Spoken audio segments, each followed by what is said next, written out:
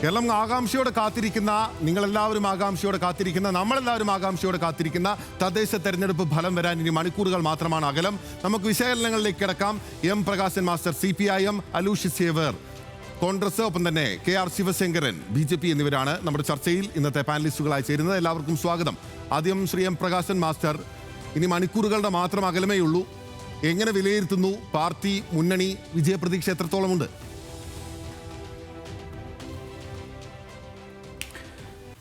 ഈ തെരഞ്ഞെടുപ്പിലെ വിജയപ്രതീക്ഷയെ സംബന്ധിച്ച് CPMൻ്റെ സംസ്ഥാന സെക്രട്ടറിയും LDFൻ്റെ കൺവീനറും വളരെ വ്യക്തമായ നിലയിൽ തന്നെ പറഞ്ഞിട്ടുണ്ട്. ഈ തെരഞ്ഞെടുപ്പ് കേരളത്തിലെ ജനങ്ങളെ സംബന്ധിച്ചിടത്തോളം കേരളത്തിൽ കഴിഞ്ഞ 9.5 വർഷക്കാലമായി തുടർന്നുകൊണ്ടിരിക്കുന്ന ജനങ്ങളെ കാണുന്ന, അവരുടെ വികാരങ്ങളെ സ്വാംശീകരിക്കുന്ന, അവർക്ക് വേണ്ടിയുള്ള പദ്ധതികൾ നടപ്പിലാക്കുന്ന, എന്നാൽ അതിനെയെല്ലാം തകിടം മറിക്കാൻ വേണ്ടി ശ്രമിച്ചുകൊണ്ടിരിക്കുന്ന BJP കേന്ദ്ര ഗവൺമെൻറ്, അതിനെ പൂർണ്ണമായിട്ടും കൂട്ടുനിൽക്കുന്ന കേരളത്തിലെ UDFനെതിരായിട്ടുള്ള ഒരു വലിയ വിധിയെഴുത്തായിരിക്കും ഈ തെരഞ്ഞെടുപ്പ് എന്നുള്ള കാര്യം അവരെല്ലാം വ്യക്തമാക്കിയിട്ടുണ്ട്. കേരളത്തിലെ തദ്ദേശ സ്വയംഭരണ സ്ഥാപന ഭരണത്തിൽ നമ്മുടെ രാജ്യത്തിൻ്റെ ചരിത്രത്തിൽ ഒരു സന്ദർഭത്തിലും ഇല്ലാത്ത രൂപത്തിൽ ജനകീയ പദ്ധതികൾ, അതുപോലെ തന്നെ സ്ത്രീ സംവരണം, അതുപോലെ അനുവദിക്കപ്പെട്ട സമ്പത്തിൻ്റെ 40% തദ്ദേശ സ്ഥാപനങ്ങൾക്ക് നീക്കിക്കൊണ്ട് വികസനത്തിൻ്റെ ഒരു പുതിയ വസന്തകാലത്തെ തദ്ദേശ സ്വയംഭരണ സ്ഥാപന ഭരണത്തിലൂടെ ഇന്ന് കേരളം പിന്നിടുകയാണ്. ഇടതുപക്ഷ ജനാധിപത്യ മുന്നണി ഗവൺമെൻറ് ആവട്ടെ കേന്ദ്രത്തിൻ്റെ എല്ലാ നിലയിലുമുള്ള വൈരനിര്യാതന ബുദ്ധിയോടുകൂടിയുള്ള ആക്രമണങ്ങളെ ചെറുത്തുകൊണ്ട് ജനോപകാരപ്രദമായിട്ടുള്ള ഒരുപാട് പദ്ധതികൾ നടപ്പിലാക്കുകയും വികസനത്തിൻ്റെ പുത്തൻ വെള്ളിവെളിച്ചം കേരളത്തിലേക്ക് എത്തിക്കുകയും അതോടൊപ്പം തന്നെ തദ്ദേശ സ്വയംഭരണ സ്ഥാപനങ്ങളെ ജനങ്ങളുടെ പ്രശ്നങ്ങൾ പരിഹരിക്കാനുള്ള പ്രാദേശിക സർക്കാരുകളാക്കി മാറ്റുകയും ചെയ്യുന്ന ഭരണമാണ് കാഴ്ചവെച്ചുകൊണ്ടിരിക്കുന്നത്.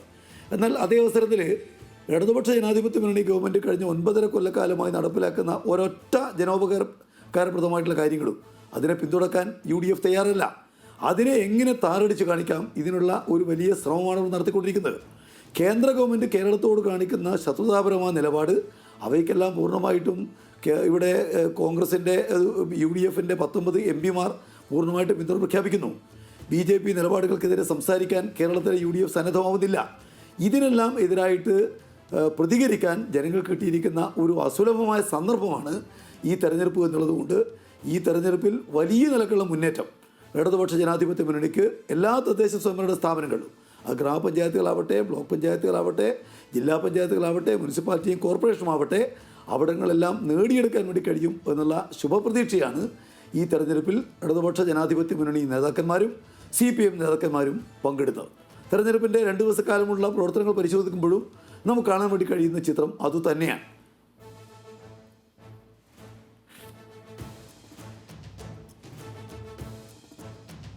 ശരി, ഓക്കെ.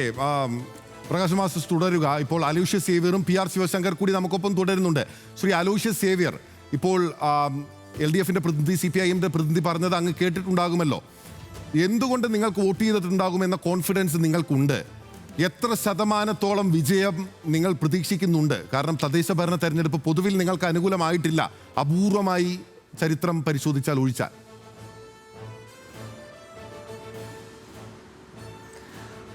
കഴിഞ്ഞ കാലങ്ങളെ അപേക്ഷിച്ചുകൊണ്ട് വലിയ രീതിയിലേക്കുള്ള ഒരു വിജയം ഈ തദ്ദേശ തെരഞ്ഞെടുപ്പിൽ ഐക്യ ജനാധിപത്യ മുന്നണിക്ക് അനുകൂലമായി ഉണ്ടാകുമെന്ന് കേരള പൊതുസമൂഹമെല്ലാം അംഗീകരിക്കുന്ന, അല്ലെങ്കിൽ അവർ ഹൃദയത്തിൽ ഉറപ്പിച്ചു വെച്ചിരിക്കുന്ന ഒരു വസ്തുതയാണ്. കാരണം നമുക്കറിയാം, കഴിഞ്ഞ 9.5 വർഷക്കാലമായി കേരളത്തിൽ അധികാരത്തിലിരിക്കുന്ന പിണറായി വിജയൻ്റെ വലിയ രീതിയിലേക്കുള്ള ജനദ്രോഹ നയങ്ങൾക്കെതിരെ കേരളീയ പൊതുസമൂഹം വിധി എഴുതുമെന്ന കാര്യത്തിൽ യാതൊരു തർക്കവുമില്ല. എനിക്ക് മുൻപേ സംസാരിച്ച പ്രകാശൻ മാസ്റ്റർ പറഞ്ഞു, കഴിഞ്ഞ 9.5 വർഷക്കാലം വലിയ രീതിയിലേക്കുള്ള വികസന പ്രവർത്തനങ്ങളൊക്കെ കേരളത്തിൽ നടന്നു, അല്ലെങ്കിൽ വികസനത്തിൻ്റെ വിസ്ഫോടനം നടന്നു എന്നൊക്കെ പറഞ്ഞു. അത് CPMകാരായിട്ടുള്ള ആളുകൾക്ക് മാത്രം ഗുണകരമായിട്ടുള്ള രീതിയിലേക്ക്, അല്ലെങ്കിൽ അവരുടെ പോക്കറ്റ് നിറയ്ക്കുന്നതിന് വേണ്ടിയിട്ട്, അവർക്ക് അഴിമതി നടത്തുന്നതിന് വേണ്ടിയിട്ടുള്ള ഒരു വികസനം മാത്രമാണ് കഴിഞ്ഞ 9.5 വർഷക്കാലം കേരളത്തിൽ നടന്നതെന്ന് അരിയാഹാരം കഴിക്കുന്ന ഏതൊരു മലയാളിക്കും പറയാൻ സാധിക്കും. ഇത് കോൺഗ്രസിൻ്റെയോ അല്ലെങ്കിൽ പ്രതിപക്ഷത്തിൻ്റെയോ ആരോപണം മാത്രമല്ല, CPMകാരായിട്ടുള്ള, കൊള്ളാവുന്ന CPMമാരായിട്ടുള്ള ആളുകൾ പോലും ഈ വസ്തുതയെ അംഗീകരിക്കും. കാരണം 9.5 വർഷക്കാലം എന്ന് പറയുന്ന കാലയളവ് കേരളത്തിൻ്റെ ചരിത്രത്തിലെ ഏറ്റവും മോശം മോശം കാലഘട്ടമാണ്. വികസനം തൊട്ടു തീണ്ടാത്ത അല്ലെങ്കിൽ ഈ ജനങ്ങളെ ചേർത്ത് സാധാരണക്കാരായിട്ടുള്ള ജനങ്ങളെ ചേർത്ത് പിടിക്കാത്ത ഒരു 9.5 വർഷക്കാലമാണ് കഴിഞ്ഞു പോയത്. അതിനെതിരെയുള്ള വലിയ രീതിയിലേക്കുള്ള ജനരോക്ഷം കേരളത്തിൽ അങ്ങോളം ഇങ്ങോളം അലയടിക്കുമെന്ന കാര്യത്തിൽ യാതൊരു തർക്കമില്ല. അതുകൊണ്ടാണ് ഞാൻ ആദ്യം സൂചിപ്പിച്ചത് ഈ വരുന്ന തദ്ദേശ തെരഞ്ഞെടുപ്പിൽ കഴിഞ്ഞ കാലങ്ങളെല്ലാം അപേക്ഷിച്ചുകൊണ്ട് വലിയ രീതിയിലേക്കുള്ള ഒരു മുന്നേറ്റം, അത് പഞ്ചായത്ത് തലങ്ങളിലായിക്കോട്ടെ, ബ്ലോക്ക് ആയിക്കൊള്ളട്ടെ, ജില്ലാ പഞ്ചായത്ത് തലങ്ങളിലായിക്കോട്ടെ, മുനിസിപ്പാലിറ്റി കോർപ്പറേഷൻ തലങ്ങളിലെല്ലാം വലിയ രീതിയിലേക്കുള്ള അനുകൂലമായിട്ടുള്ള ഒരു തരംഗം കേരളത്തിൽ ഉണ്ടാകുമെന്ന കാര്യത്തിൽ യാതൊരു തർക്കവുമില്ല. അത് എല്ലാ തവണത്തെയും അപേക്ഷിച്ചുകൊണ്ട് വലിയ രീതിയിലേക്കുള്ള മുന്നൊരുക്കം കൂടി UDF ഇത്തവണ തെരഞ്ഞെടുപ്പിൻ്റെ ഭാഗമായി നടത്തി എന്നതുകൂടി ഇതിലേക്ക് കൂട്ടി വായിക്കുമ്പോൾ ജനങ്ങൾ ഈ രണ്ട് വസ്തുതകളും ചേരുമ്പോൾ വലിയ രീതിയിലേക്കുള്ള ഒരു മുന്നേറ്റം അല്ലെങ്കിൽ ഒരു വിജയം ഐക്യ ജനാധിപത്യ മുന്നണിക്ക് അനുകൂലമായി ഉണ്ടാകും. കേരളത്തിലെ LDF ഇടതുപക്ഷ മുന്നണിക്കെതിരെ വലിയ രീതിയിലേക്കുള്ള ജനരോക്ഷം അലയടിക്കുമെന്ന കാര്യത്തിൽ സംശയമില്ല. അതിൻ്റെ ഇനി ഏതാനും മണിക്കൂറുകൾ മാത്രമേ നമുക്ക് കാത്തിരിക്കാനുള്ളൂ. അത് കഴിയുമ്പോൾ നമുക്കത് സുവ്യക്തമാക്കി മനസ്സിലാവുകയും ചെയ്യും. ശരി, ശ്രീ PR ശിവശങ്കർ, കഴിഞ്ഞ തവണ ഭേദപ്പെട്ട പെർഫോമൻസ് നടത്തിയിട്ടുണ്ട് BJP. ഇനി എത്രത്തോളം കൂടുതൽ ബെറ്റർ ആയിട്ടുള്ള പെർഫോമൻസ് ആണ് നിങ്ങൾ ഈ തെരഞ്ഞെടുപ്പ് കഴിഞ്ഞ് ഈ അവസാന നിമിഷവും കണക്ക് കൂട്ടുന്നത്? നമ്മൾ യാഥാർത്ഥ്യബോധത്തോടെ സംസാരിക്കുകയാണെങ്കിൽ BJPയുടെ പ്രതീക്ഷകൾ എത്രത്തോളം ഉയർന്നിട്ടുണ്ട്?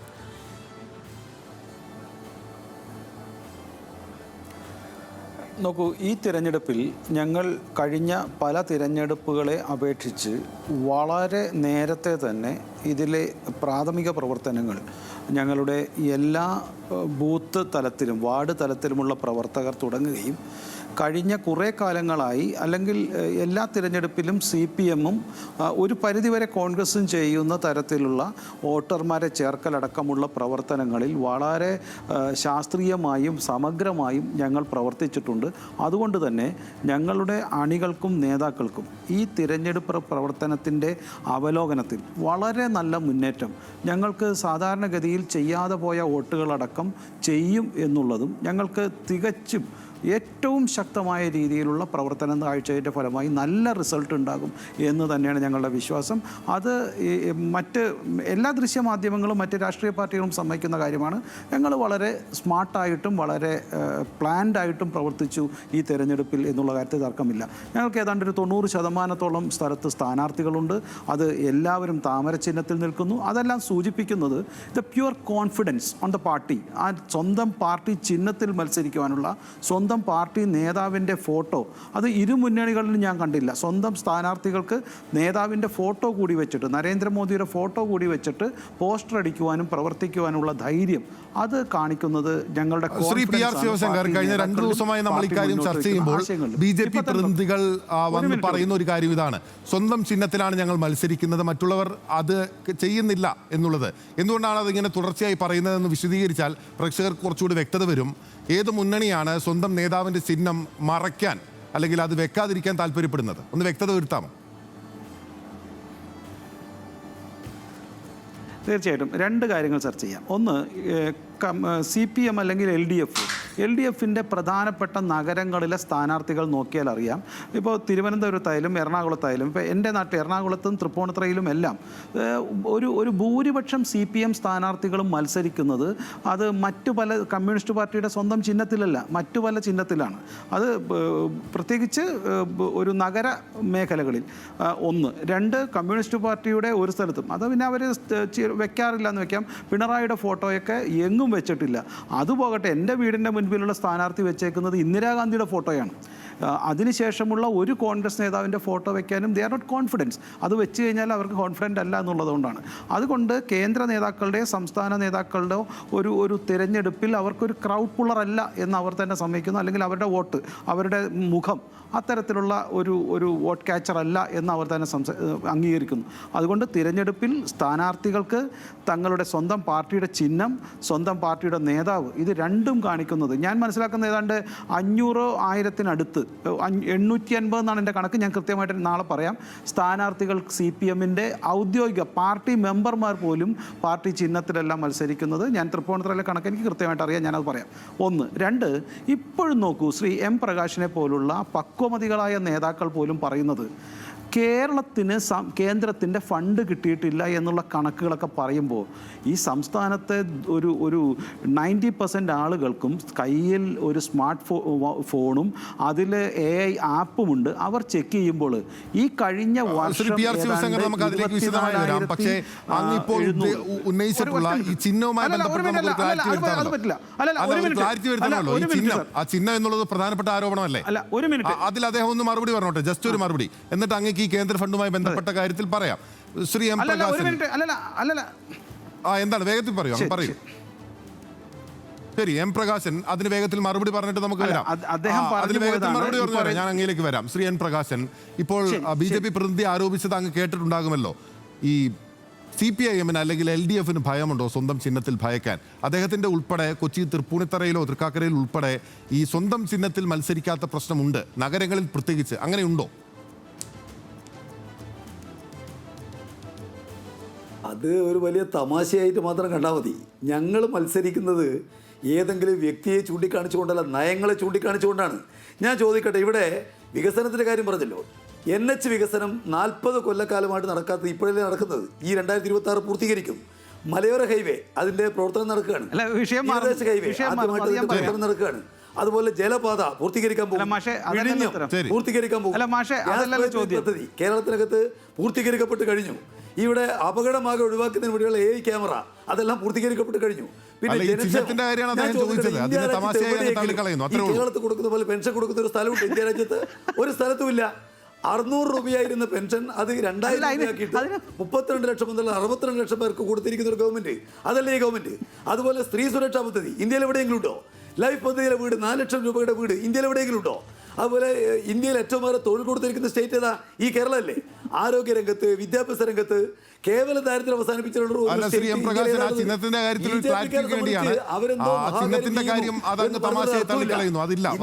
ഇന്ത്യ രാജ്യത്ത് നമ്മൾ പരിശോധിക്കുമ്പോൾ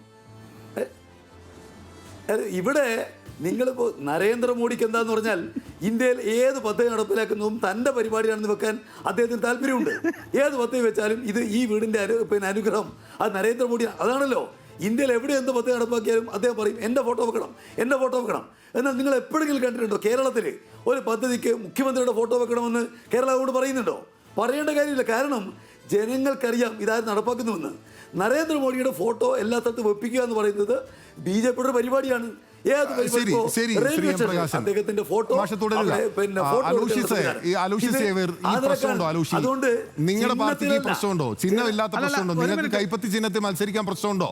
കോണി പ്രശ്നമുണ്ടോ? അല്ലെങ്കിൽ ആ പ്രശ്നം ഉണ്ടായിട്ടുണ്ടോ? കഴിഞ്ഞല്ലോ. ഈ വിഷയവുമായി ബന്ധപ്പെട്ട് യാതൊരു പ്രശ്നവും ഇതുമായി ബന്ധപ്പെട്ട് കോൺഗ്രസിനോ UDF-നോ ഉണ്ടായിട്ടില്ല. കാരണം കേരളത്തിലാകമാനം ഈ പറയുന്ന BJPയുടെ പ്രതിനിധി സംസാരിച്ചു. അദ്ദേഹം ചിലപ്പോൾ അദ്ദേഹത്തിൻ്റെ വീടിൻ്റെ പുറത്തുള്ള അദ്ദേഹത്തിൻ്റെ സ്വന്തം വാർഡിൽ മാത്രം ഒരുപക്ഷെ പ്രവർത്തനം നടത്തിയതുകൊണ്ടായിരിക്കും കേരളം മുഴുവൻ നടക്കുന്ന വിഷയത്തെപ്പറ്റി അദ്ദേഹത്തിന് ഒരു ധാരണയില്ലാത്തത്. കേരളത്തിലാകമാനം അങ്ങ് കാസർഗോഡ് മുതൽ തിരുവനന്തപുരം വരെ എല്ലാ ഇടങ്ങളിലും UDF വളരെ സുശക്തമായിട്ട് തങ്ങളുടെ ചിഹ്നത്തിൽ മത്സരിക്കുന്ന ഒരു രാഷ്ട്രീയ സാഹചര്യമാണ് നിലവിലുള്ളത്. അതിൽ ഞങ്ങൾക്ക് സ്വാഭാവികമായിട്ട് ഞാൻ പറഞ്ഞോളൂ, ഈ തെരഞ്ഞെടുപ്പിൽ ഞങ്ങൾ മുന്നോട്ട് വയ്ക്കുന്ന രാഷ്ട്രീയം വളരെ ക്രിസ്റ്റൽ ക്ലിയർ ആണ്. അത് കേരളത്തിൻ്റെ പൊതുസമൂഹത്തിന് മുൻപിൽ ഞങ്ങൾ തെരഞ്ഞെടുപ്പിൻ്റെ എത്രയോ മാസങ്ങളായി, കഴിഞ്ഞ കുറേയേറെ നാളുകളായി ഞങ്ങൾ കേരളത്തിൻ്റെ പൊതുസമൂഹത്തിനായിട്ട് സംസാരിച്ചു കൊണ്ടിരിക്കുകയാണ്. ഈ കേരള സർക്കാരിൻ്റെ ജനദ്രോഹ നയങ്ങൾക്കെതിരെ വലിയ രീതിയിലേക്കുള്ള പ്രചണ്ഡമായിട്ടുള്ള പ്രചരണം കേരളത്തിൽ ആകമാനം ഐക്യജനാധിപത്യ മുന്നണിയുടെ നേതൃത്വത്തിൽ അത് നടത്തി, അത് താഴെത്തട്ടിലേക്ക് ജനങ്ങളുടെ അടുത്ത് എത്തിച്ച് അത് ജനങ്ങളിൽ പ്രതിഫലിപ്പിച്ചുകൊണ്ട് ഞങ്ങൾക്ക് വലിയ രീതിയിലേക്കുള്ള തെരഞ്ഞെടുപ്പിൽ മുന്നോട്ട് പോകാൻ ഞങ്ങൾക്ക് സാധിച്ചിട്ടുണ്ട്. ഞങ്ങൾക്ക് യാതൊരു രീതിയിലേക്കും ഒരുപക്ഷെ BJP പ്രതിനിധി അദ്ദേഹത്തിൻ്റെ മറ്റിടങ്ങളിലെ പറ്റിയൊന്നും ഒരു ധാരണയില്ലാത്തതുകൊണ്ടായിരിക്കാം ഇത്തരത്തിലേക്കുള്ള ഒരു പരാമർശം നടത്തിയതെന്ന് ഞാൻ പറയുകയാണ്. ഞങ്ങൾക്ക് നല്ല കോൺഫിഡൻസോട് കൂടി ഞങ്ങളുടെ ചിഹ്നത്തിൽ ഞങ്ങളുടെ പാർട്ടിയുടെ ഐഡന്റിറ്റി പറഞ്ഞുകൊണ്ട് തന്നെ ഞങ്ങൾക്ക് മത്സരിക്കാൻ ഞങ്ങൾക്ക് പറ്റുന്ന രാഷ്ട്രീയ സാഹചര്യമാണ്. അതിനെന്തെങ്കിലും മറുപടി പറയാനുണ്ടെങ്കിൽ അങ്ങ് ചുരുക്കി പറയണമെന്ന് അഭ്യർത്ഥിക്കുന്നു. ഒപ്പം തന്നെ അങ്ങ് പറഞ്ഞു വന്ന പൊളിറ്റിക്സിലേക്ക് വരാം, ചുരുക്കി പറയണം. എനിക്ക് മാത്രം ചുരുക്കി പറയാനുള്ള അവകാശം തന്നതിന് നന്ദി. അല്ലല്ല, അങ്ങേക്ക് മാത്രമല്ല, നമുക്ക് സമയപരിമിതി ഉള്ളതുകൊണ്ടാണ് എല്ലാവരിലേക്കും പോകണമല്ലോ. അങ്ങ് പറഞ്ഞോളൂ, സമയമെടുത്ത് പറഞ്ഞോളൂ. മനസ്സിലായി? അല്ല പ്രകാശം മാഷിനോട് ഈ ചിഹ്നത്തിൻ്റെ കാര്യം ചോദിച്ചപ്പോൾ അദ്ദേഹം നടത്തിയ വികസന പ്രവർത്തനത്തിൻ്റെ കാര്യം ഞാൻ ചോദിച്ചത് തിരഞ്ഞെടുപ്പിൽ ചിഹ്നത്തെ എന്തുകൊണ്ട് മത്സരിക്കുന്നില്ല. അദ്ദേഹം പറഞ്ഞു he's very confident about the party programme അല്ലെങ്കിൽ LDF ഗവൺമെൻറ്റിൻ്റെ പ്രോഗ്രാംസ് പറയുന്നു. അങ്ങനെയെങ്കിൽ ആ ചിഹ്നത്തിൽ മത്സരിച്ചൂടെ? അതല്ലേ ചോദ്യം. അദ്ദേഹത്തിൻ്റെ തിരഞ്ഞെടുപ്പ് അദ്ദേഹം കഴിഞ്ഞ 5 വർഷമായി അല്ലെ 10 വർഷമായി നടത്തിയ LDFിൻ്റെ പാർട്ടി തീരുമാനങ്ങൾ നടപ്പിലാക്കണമെങ്കിൽ തിരഞ്ഞെടുപ്പ് ചിഹ്നത്തിൽ മത്സരിക്കാമല്ലോ. ഇത്ര പ്രശ്നമുള്ളൂ. 2, കോൺഗ്രസിൻ്റെ പ്രതിനിധി ഞാൻ യാത്ര ചെയ്ത് നോക്കണ്ട. ഞാൻ പറഞ്ഞത് കോൺഗ്രസിൻ്റെ ചിഹ്നത്തിൽ മത്സരിച്ചില്ല എന്നല്ല, കോൺഗ്രസിൻ്റെ ചിഹ്നത്തിൽ മത്സരിക്കുന്നുണ്ട്. പക്ഷേ അതിൻ്റെ കൂടെ ജീവിച്ചിരിക്കുന്ന ഒരു നേതാക്കളുടെ ഫോട്ടോയും ഞാൻ ഈ പറയുന്ന കോഴിക്കോട് മുതൽ തിരുവനന്തപുരം വരെ യാത്ര ചെയ്തിട്ട് ഞാൻ കണ്ടിട്ടില്ല. എൻ്റെ വീടിൻ്റെ മുൻപിൽ മാത്രം ഇന്ദിരാഗാന്ധിയുടെ ഫോട്ടോ വെച്ച് ഒരു അനു വർഗീസ് അവിടുത്തെ ടോക്കച്ചിൻ്റെ സ്ഥാനാർത്ഥി വെച്ചിട്ടുണ്ട് എന്നത് മാത്രമേ ഞാൻ പറഞ്ഞുള്ളൂ. 2, മാഷ് പറയുമ്പോൾ ഒരു തെറ്റ് നോക്കൂ.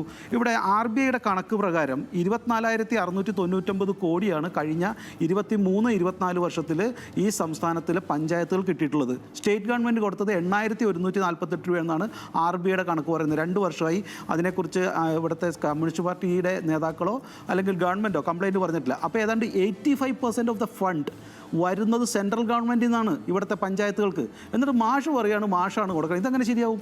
അത് പലപ്പോഴും അത് ഗ്രാൻഡ് ആയാലും അതുപോലെ തന്നെ സെൻട്രൽ ഗവൺമെൻറ് ഫണ്ട് ആയാലും സ്റ്റേറ്റ് ഗവൺമെൻറ് അല്ല കൊടുക്കുന്നത്. സ്റ്റേറ്റ് ഗവൺമെൻറ് ഗിവിങ് ഓൺലി 15%, 1% മാത്രമാണ് ആ തനത് ഫണ്ട് വരുന്നത്. ഇത് RBIയുടെ കണക്ക് എല്ലാ വർഷവും കൃത്യമായിട്ട് വരുന്നുണ്ട്. മാഷും വായിക്കുന്നുണ്ട്. മാഷ് പക്ഷെ പറയൂല.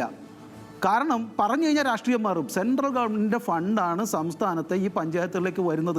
ഇത് കുറേ കണക്കുകളുണ്ട്. പിന്നെ മാഷ് പറഞ്ഞ പരിപാടിയുടെയൊക്കെ സമയം കിട്ടുമെങ്കിൽ ഞാനത് പറഞ്ഞുതരാം. അപ്പോൾ ഇത്തരത്തിൽ സംസ്ഥാനത്തിൻ്റെ വികസനത്തിന് സെൻട്രൽ ഫണ്ടും സെൻട്രൽ ഗ്രാൻറ്റുമാണ് നടക്കുന്നതെന്ന് സാധാരണ ജനങ്ങൾക്ക് മനസ്സിലാവും. അതുകൊണ്ട് തന്നെ വികസനത്തെക്കുറിച്ച് പറയുമ്പോൾ സ്റ്റേറ്റ് ഗവൺമെൻറ് അല്ല സെൻട്രൽ ഗവൺമെൻറ് ആണ് പഞ്ചായത്ത് നടക്കുന്നത്. 1 കാര്യം.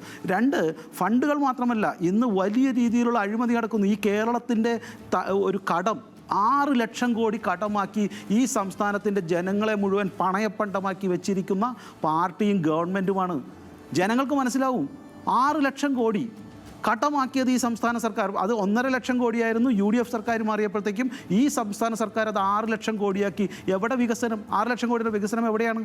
ഇതാണ് ജനങ്ങൾ കാണാൻ പോകുന്നത്. ഇത്തരത്തിലുള്ള വികസന വിരുദ്ധതയ്ക്കെതിരെ, അഴിമതിക്കെതിരെ, ഭരണം നടത്തിയിട്ട് ക്ഷേത്ര കൊള്ളയ്ക്കെതിരെ ജനങ്ങൾ പ്രതികരിക്കുന്നതിൽ തെറ്റുണ്ടോ? ഇതാണ് സംഭവിക്കാൻ പോകുന്നത്. അതുകൊണ്ട് ഇപ്പോൾ അദ്ദേഹം പറഞ്ഞത് അദ്ദേഹം മാത്രമല്ല, BJP പ്രതിനിധികൾ ആവർത്തിച്ച് പറയുന്ന ഈ തെരഞ്ഞെടുപ്പിൽ അവർ ഫോക്കസിലേക്ക് കൊണ്ടുവന്നിട്ടുണ്ട് എന്നത് വ്യക്തമാണ്. കാരണം ഇവിടെ നടന്നിട്ടുള്ള വികസന പ്രവർത്തനങ്ങളെ ഏറ്റവും പ്രധാനമായ സപ്പോർട്ടീവ് സിസ്റ്റമായി എന്നത് കേന്ദ്രത്തിൽ നിന്നുള്ള ഫണ്ടാണ്. കേന്ദ്രത്തിൻ്റെ പദ്ധതികളെ പെരുമാറ്റി ഇവിടെ അവതരിപ്പിക്കുന്നു, അല്ലെങ്കിൽ കേന്ദ്ര പദ്ധതികളുടെ ക്രെഡിറ്റ് എടുക്കുകയാണ് ഇവിടെ ചെയ്യുന്നത് എന്നുള്ളത്. അതിൽ യഥാർത്ഥത്തിൽ നമ്മൾ ഈ ഫലം വരുന്നതിൻ്റെ തലേദിവസമെങ്കിലും ഒരു കൃത്യമായ മറുപടി CPIM നൽകുന്നുണ്ടോ അല്ലെങ്കിൽ നൽകിയിട്ടുണ്ടോ നേരത്തെ? അത് ആവർത്തിച്ചാൽ മതി. ഇവിടെ കേരളത്തിലെ ഗവൺമെൻറ് തദ്ദേശ സ്ഥാപനങ്ങൾക്ക് കൊടുത്തിട്ടുള്ളത് 1.23 ലക്ഷം കോടി രൂപയാണ്. ഞാൻ വെല്ലുവിളിക്കുന്നു, ഇതുപോലെ ഏതെങ്കിലും ഒരു സംസ്ഥാനത്ത് അവിടെയുള്ള BJP സംസ്ഥാന ഗവൺമെൻറ് അവിടുത്തെ പഞ്ചായത്ത് രാജ് സ്ഥാപനങ്ങൾക്ക് കൊടുത്തിട്ടുണ്ട് എന്ന് പറഞ്ഞാൽ നിങ്ങൾ പറയുന്ന പണി ഞാൻ എടുക്കാം. പിന്നെ കടവുമായി ബന്ധപ്പെട്ടും അതുപോലെ ധനവിനിയോഗവുമായി ബന്ധപ്പെട്ടുകൊണ്ട് നിങ്ങൾ മനസ്സിലാക്കേണ്ട ഒരു കാര്യം, ഇന്ത്യ രാജ്യത്ത് ആകെ ശേഖരിക്കുന്ന ഫണ്ടിൻ്റെ 80% കേന്ദ്ര പൂളിലേക്ക് എത്തുകയാണ്. അത് സ്റ്റേറ്റുകൾക്ക് കൊടുക്കുന്നതിന് വേണ്ടി വ്യക്തമായ വ്യവസ്ഥയുണ്ട്. ഇപ്പോൾ GSTകൾ തന്നെ മുഖ്യ വരുമാനം കേന്ദ്രത്തിനല്ലേ. വരുമാനമെന്ന് പറയുന്നത് നരേന്ദ്രമോദിയുടെ വരുമാനമല്ല, കേരളം ഉൾപ്പെടെയുള്ള സംസ്ഥാനങ്ങളിലെ ജനങ്ങളായി കൊടുക്കുന്ന വരുമാനമാണ്. അത് സംസ്ഥാനങ്ങൾക്ക് വീതിക്കുന്നതിനെ സംബന്ധിച്ച് വ്യക്തമായ നിയമമുണ്ട്. ആ നിയമം പോലും യഥാർത്ഥത്തിൽ പാലിക്കാൻ കേന്ദ്രത്തോട് സന്നദ്ധമാവുന്നില്ല എന്നുള്ളതാണ് പ്രശ്നം. ഇവിടെ ഇപ്പോൾ ഞാൻ ചോദിക്കട്ടെ, RBI പറഞ്ഞിരിക്കുന്ന കണക്കുകൾ വെച്ച് പരിശോധിക്കുമ്പോൾ RBI സ്റ്റേറ്റ് ഗവൺമെൻറ് താഴെ കൊടുക്കുന്ന ഫണ്ടിനെ സംബന്ധിച്ച് എവിടെയാണ് പരിശോധിച്ചിരിക്കുന്നത്? ഏതെങ്കിലും കണക്കിൽ RBI ആ കാര്യം പരിശോധിക്കുന്നുണ്ടോ? പിന്നെ കടത്തിൻ്റെ സംഖ്യ ഞാൻ ചോദിക്കട്ടെ, ഇന്ത്യ രാജ്യത്ത് കടമെടുക്കുന്നതിന് വ്യക്തമായൊരു നിയമമുണ്ട്, ഫിസ്ക്കൽ റെസ്പോൺസിബിലിറ്റി ആക്ട്. അത് മൻമോഹൻ സിംഗ് ഗവൺമെൻറ് കാലത്ത് കൊണ്ടുവന്നാൽ ആ ആക്ട് അനുസരിച്ച് ഒരു സംസ്ഥാനത്തിന് അവിടെയുള്ള സംസ്ഥാന വരുമാനത്തിൻ്റെ 3 to 4% കടമെടുക്കാൻ പറ്റൂ. കേന്ദ്രത്തിനും അത്രേ പറ്റൂ. മൊത്തം GDPയുടെ ഇത്ര %. ഞാൻ ചോദിക്കട്ടെ, എത്രയാണ് കേന്ദ്രത്തിൻ്റെ കടം? കേന്ദ്ര GDPയുടെ 67%. ഇന്ത്യയിലുള്ള സ്റ്റേറ്റുകളുടെ മൊത്തം കടത്തിൻ്റെ ആവറേജ് എത്രയാണ്? അതായത് GSDPയുടെ 57%. കേരളത്തിൻ്റെയോ? കേരള GDPയുടെ 47%. ഇന്ത്യയിൽ ഏറ്റവും കുറഞ്ഞ GSDPയുടെ കടപ്രസംഗമുള്ള സ്റ്റേറ്റ് കേരളമാണ്. ഇനി സാമ്പത്തികമായിട്ട് പരിശോധിക്കുമ്പോൾ റവന്യൂ കമ്മി കേന്ദ്രത്തിന് അത്രയുണ്ടോ കേരളത്തിൽ? അതുപോലെ ഫിസ്ക്കൽ കമ്മി കേന്ദ്രത്തിന് അത്രയുണ്ടോ കേരളത്തിൽ? ഇല്ല. ഇപ്പോൾ ഞാൻ ചോദിക്കട്ടെ, ഇന്ത്യ രാജ്യത്ത് ഈ കഴിഞ്ഞ കൊല്ലം ഏറ്റവും റവന്യൂ വരുമാനം ഉണ്ടായ സ്റ്റേറ്റ് ഏതാ? നിങ്ങൾ പറഞ്ഞ അതേ RBI പറയുന്നു ഇന്ത്യയിൽ ഈ കഴിഞ്ഞ കൊല്ലം ഏറ്റവും ഏറെ റവന്യൂ വരുമാനം വർദ്ധിച്ച സ്റ്റേറ്റ് കേരളമാണ്, 24%. ഇന്ത്യയിൽ മറ്റൊരു സംസ്ഥാനമല്ല. അതുകൊണ്ട് ധനരംഗത്ത് നിങ്ങൾ കേരളത്തെ ശ്വാസം മുട്ടിക്കാൻ ശ്രമിക്കുന്നു. ഞങ്ങൾക്ക് അനുവദനീയമായ കടം അനുവദിക്കുന്നില്ല, ഞങ്ങളുടെ ഈ പറയുന്ന ബജറ്റേതര ശരി, Shri M Prakashan Master, P R Sivasankar അതിന് വേഗത്തിൽ മറുപടി. മുണ്ടക്കൈ ദുരന്തം എനിക്ക് ഉത്തരം പറയാൻ സമയം തന്നാൽ ഞാനത് പറയാം. നിങ്ങൾ കേരളത്തിൽ ശ്വാസം മുട്ടിക്കുകയാണ്. അതുകൊണ്ട് അതിനൊന്നും കേരളം വഴങ്ങാൻ പോകുന്നില്ല. പ്രകാശം മാഷെ, ഈ 1 ലക്ഷം കോടി എന്നുള്ള കടം സംസ്ഥാനം ഇവിടുത്തെ ഗ്രാമീണ യോജനയ്ക്ക് അല്ലെങ്കിൽ പഞ്ചായത്തുകൾക്ക് നൽകിയെന്നുള്ളത് താങ്കൾ ഏത് കണക്ക് പ്രകാരമാണ് നൽകിയത്?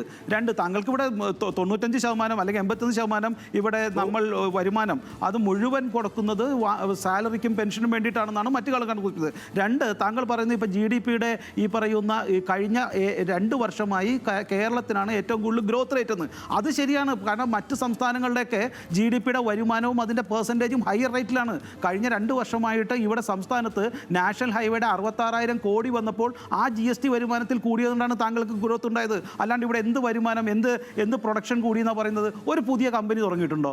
എല്ലാ കമ്പനി പൂട്ടിയതല്ലാണ്ട് എങ്ങനെ കൂടിയെന്നാണ് പറയുന്നത്? അപ്പോൾ സ്റ്റേറ്റിലേക്ക് വരുന്ന നാഷണൽ ഹൈവേയുടെ സിമെൻറ്റും അതുപോലുള്ള പ്രൊഡക്ഷൻ്റെയും റീസെയിൽസും അതുപോലെ തന്നെ റവന്യൂ വരുമാനം കൂടിയത് സ്ഥലങ്ങൾ തിരിച്ചു മേടിച്ചപ്പോൾ നമ്മൾ ഏതാണ്ട് 15,000 കോടി കൊടുത്തപ്പോൾ ജനങ്ങൾ തിരിച്ച് മറിച്ചും സ്ഥലത്തിൽ ടാക്സിൻ്റെ സെയിൽസ് ടാക്സിൽ അതുപോലെ തന്നെ റവന്യൂ ടാക്സിൽ വന്ന വ്യത്യാസമാണ്. അതുകൊണ്ടാണ് കൂടിയത്. അല്ലാണ്ട് നിങ്ങൾ എന്ത് വരുമാനം കൂട്ടിയെന്നാ പറയുന്നത്? അതും മഹാരാഷ്ട്ര പോലുള്ള കോൺഗ്രസ് ഈ എടുത്തിരുന്ന പൊസിഷൻ അത് ജനങ്ങൾക്ക് വ്യക്തമായിരുന്നോ?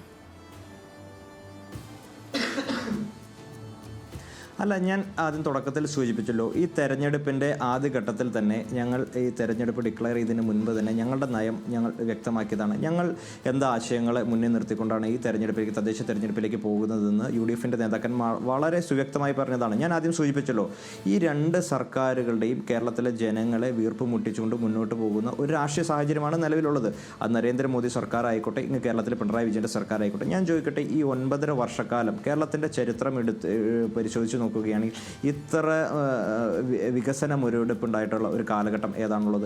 ഇത്ര അഴിമതിയിൽ മുങ്ങിക്കുളിച്ചിരിക്കുന്ന ഒരു കാലഘട്ടം ഏതാണ് ഉണ്ടായിട്ടുള്ളത്? അല്ലെങ്കിൽ ജനങ്ങൾ വലിയ രീതിയിലേക്കുള്ള പ്രശ്നങ്ങൾ, പ്രതിസന്ധികൾ നേരിടുന്നത് ഏതെല്ലാം മേഖലകൾ എടുക്കുക? ഞാൻ ചോദിക്കട്ടെ, 2016-ൽ പിണറായി വിജയൻ അധികാരത്തിലേറുമ്പോൾ ഞങ്ങൾ വന്നാൽ എല്ലാം ശരിയാക്കുമെന്നാണ് പറഞ്ഞുകൊണ്ടാണ് അവർ അധികാരത്തിൽ കയറിയത്. അവരെല്ലാ മേഖലകളെയും ശരിപ്പെടുത്തിയില്ലേ? ഞാൻ ചോദിക്കട്ടെ, ഏതെങ്കിലും കാലഘട്ടത്തിൽ നമ്മൾ നമ്മുടെ പവിത്രമെന്ന് കരുതുന്ന നമ്മുടെ വിശ്വാസ കേന്ദ്രങ്ങളെ പോലും, അല്ലെങ്കിൽ ഈ ശബരിമല പോലെയുള്ള അത്രയും പവിത്രമായിട്ടുള്ള ഒരു ഇടത്തെ ഒരു സ്വർണം പോലും കൊള്ളയടിക്കുന്ന ഒരു തലങ്ങളിലേക്ക് പോയി? അല്ലെങ്കിൽ എല്ലാ മേഖലകളിലും പ്രധാനപ്പെട്ട വിഷയങ്ങൾ ഈ തദ്ദേശ തെരഞ്ഞെടുപ്പിൽ എങ്ങനെ ചർച്ചയായി, അതിനെ ജനങ്ങൾ എങ്ങനെ വിലയിരുത്തി, ജനം മാർക്കിടുന്നത് എന്തത് എന്ന് കാത്തിരിക്കുകയാണ് രാഷ്ട്രീയ കേരളം. നാളെ കൃത്യം 8 മണിക്ക് തദ്ദേശ തെരഞ്ഞെടുപ്പിന്റെ ആദ്യ ചിത്രം പുറത്തു വന്നു തുടങ്ങും. അതുമുതൽ എങ്ങനെ രാഷ്ട്രീയ കേരളം ചിന്തിച്ചു എന്ന് വ്യക്തമാകും. വളരെ നന്ദി ഈ കുറഞ്ഞ സമയത്തിൽ പ്രതികരിച്ചതിന് എം പ്രകാശൻ മാസ്റ്റർ, അലൂഷ്യസ് സേവ്യർ, PR ശിവശങ്കർ.